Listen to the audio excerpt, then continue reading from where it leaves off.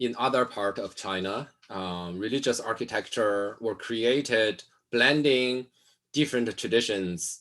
For example, there is a combination of Tibetan architecture with Chinese architecture, creating the so-called Sino-Tibetan architectural style, which was very popular in Mongolia, as well as in those Lama temple in Beijing and in other part of China. So we looked at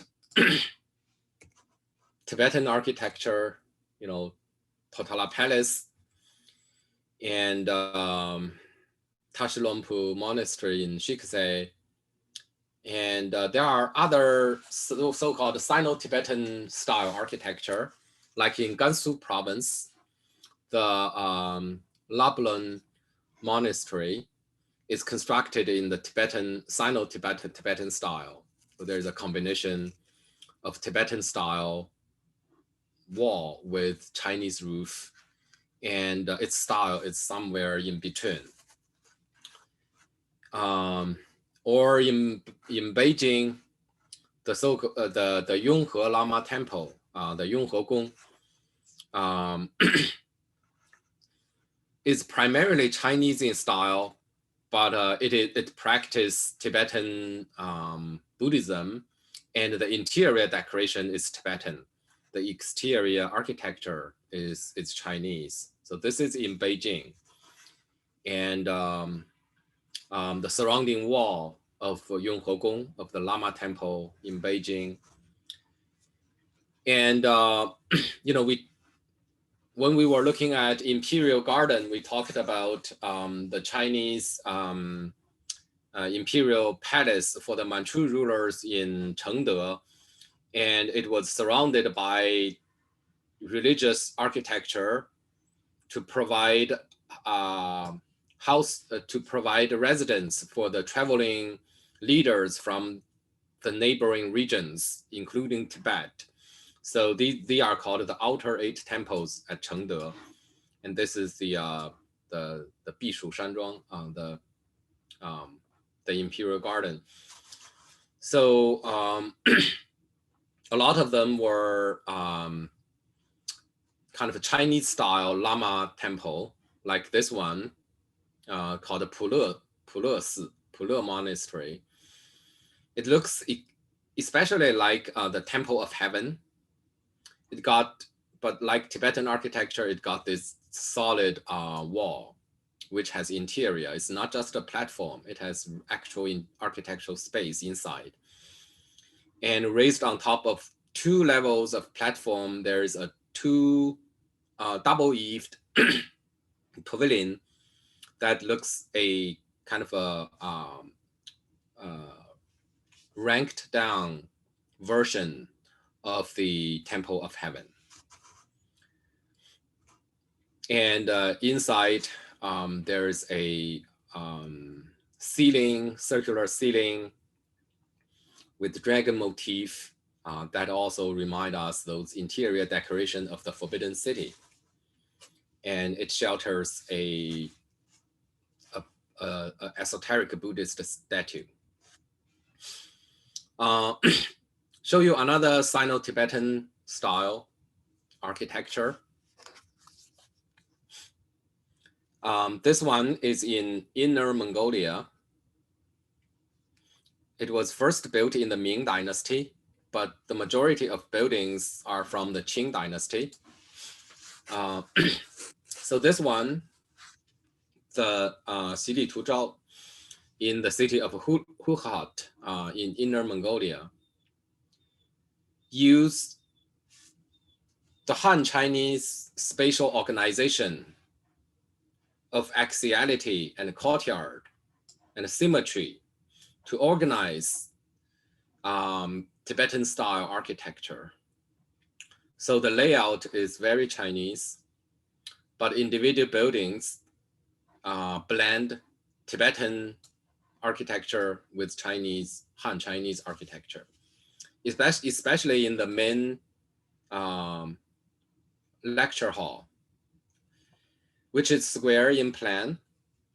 And this square plan, we have encountered before in the Chinese Islamic architecture, which also require a large, spacious interior. And the solution is almost exactly the same. So they basically put 3 rectangular Chinese style hall, combine them into a square. And you can see that very clearly in the section drawing. So in the section drawing, you can see 1, 2, 3. They are basically 3 separate buildings, but connected on the roof, and their roofs are separate.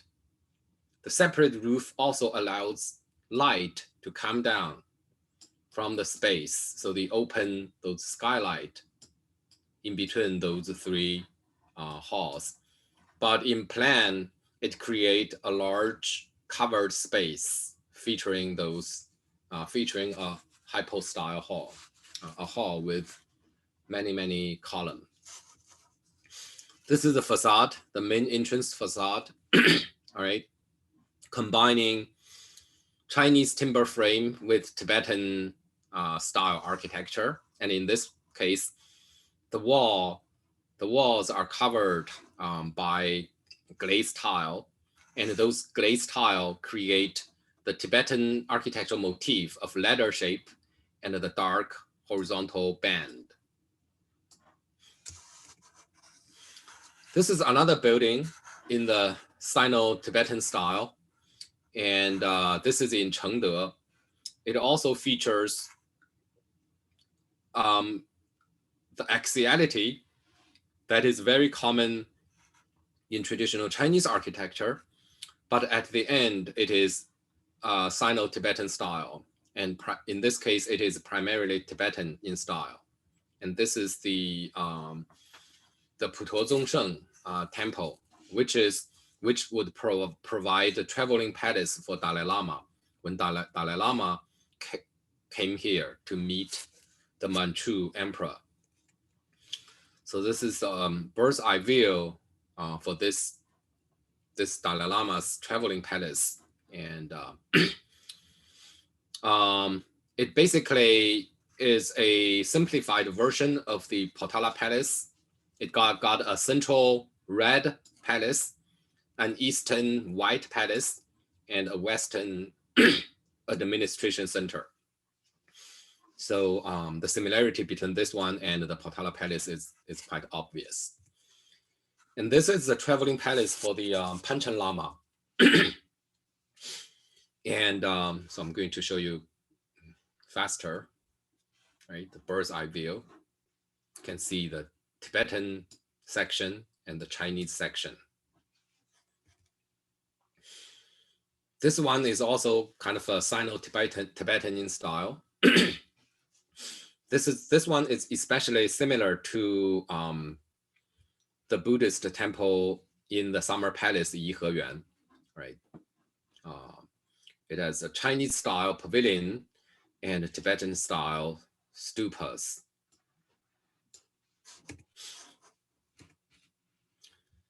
Another Sino-Tibetan style Lamaist temple called the Tarsi, or the Kunbun monastery in Qinghai province. Now let's take a look at some other religious tradition in other part of China, and the architecture are mostly from the Mingqing period. There are 4 great Buddhist mountains in China. Mount Putuo, which is in the sea, in an island here. And there is a Mount Emei in Sichuan province. It's a Mount Wutai in the north. And then Mount Jiuhua in Jiangxi province. So they are the pilgrimage site, each for a major bodhisattva in Chinese Mahayana Buddhism.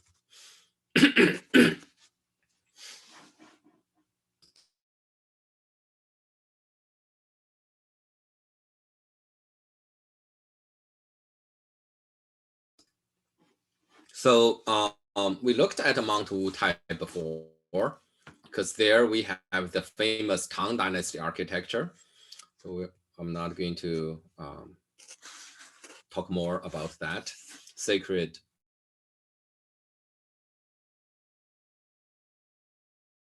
in Sichuan province.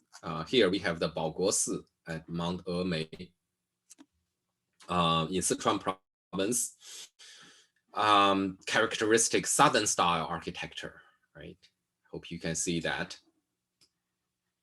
Very different from the northern style, which has more gentle curve and less open kind of walls. And this one is from Mount Putuo, which is eastern kind of Buddha land in the sea. And this is a monastery there. This one, located in the north in Mount Heng. Mount Heng is not a Buddhist sacred mountain. It is a Confucian Buddhist mountain.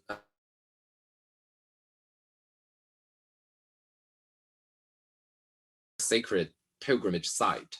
And Mount Heng belonged to the North Peak of the Confucian kind of sacred land. But there you find a very interesting Buddhist monastery, and which is one of my favorite Buddhist monastery in China, because here, instead of spreading on a flat land connected by the axial courtyards, here we have those architectural space spreading vertically along a vertical surface wall of this cliff. I'm going to show you some pictures of this great monastery without talking too much. The entrance, after climbing the steps and looking back, and at the entrance balcony, looking at the major Buddha space.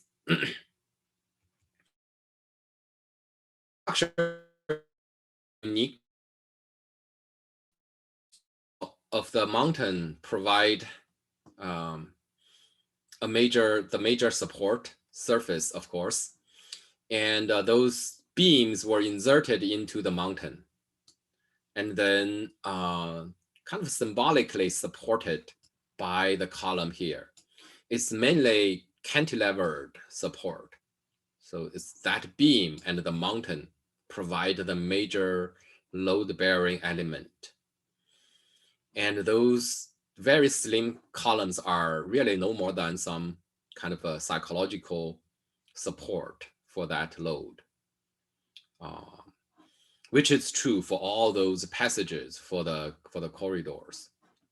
And for the towers, for those multi-level buildings, the columns are stronger, much stronger than these ones. So it has a unique kind of a load-bearing system, taking the full advantage of the mountain. This one is from Southeast China. And in Southeast China, wood carving was very popular. So the decorate the brackets with the flying angels in Buddhism, which is called apsara, in Chinese called Fei Tian. Those apsaras kind of form the end of the protruding brackets. You can see they spread their arm, they have wings. Very unique, not very only seen in this area of China, in the southeastern part of China, in Fujian province. And this is the Kaiyuan Monastery in Fujian province, the main Buddha hall from Ming Dynasty. And it takes advantage of the local vernacular architecture of Fujian province, using a lot of orange color and really exaggerated curve on the ridge. The interior, the section drawing, and showing the figure decoration on the bracket. There are also Theravada tradition in Chinese Buddhism. All right, so here we have the esoteric in Mongolia, in Tibet. And then the majority of Chinese Buddhism are Mahayana. So these are esoteric or Vajrayana. There are also Hinayana in southwestern region of China. And their architecture had more connection with Southeast Asia, like this Buddhist monastery from Yunnan province belong to the same architectural tradition of Burma that construct those masonry stupa featuring a very unique profile and the sharp axis. And their roofs is characterized by those sectional roof. So the roof were constructed into different sections, and the sloping gable roof features two really sharp slope and a open gable side. Right? So the roof degree are usually very sharp, and because of the rainy, wet weather, so those sharp sloping roof was good at kind of shedding those waters from their roofs. So this is the kind of belong to the Southern Buddhist school, or the Hinayana Buddhist school. And this is another one also from Yunnan province that features the concentric plan of those Buddhist stupas. And this one has kind of a more Thai connection. Looks more like those temples in Thailand, which is also a major Theravada Buddhist country. Theravada is a major school under Hinayana. And this one kind of combines the local roof, but pile them up into a stupa shape, right? So the stupa is formed by the seemingly endless layers of those gabled roofs, and the walls are painted with those, beautiful colors. Now, in addition to Buddhist sacred mountain, Confucian Buddhist mountain, there are also Taoist sacred mountains. And Mount Wudang is a Taoist sacred mountain. And there, Taoist monastery, Buddhist monastery, Confucian shrines can all be found, but primarily Taoist. Most of them are Taoist monasteries. A memorial archway mark the passage into the sacred realm of deities. And this is the temple called the Purple Empyrean Hall. And it features a double eave hip and gable roof elevated on 2 levels of platforms. It has a 5-bay structure. So it's kind of a middle rank building. And it's a Taoist temple. This is another one also at Mount Wudang, and this is unique because the whole building is made of metal. It's a metal hall. So all the posts and the lintels and walls are made of primarily.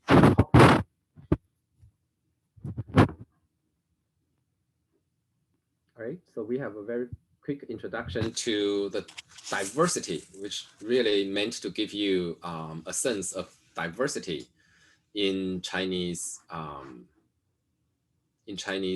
religious architecture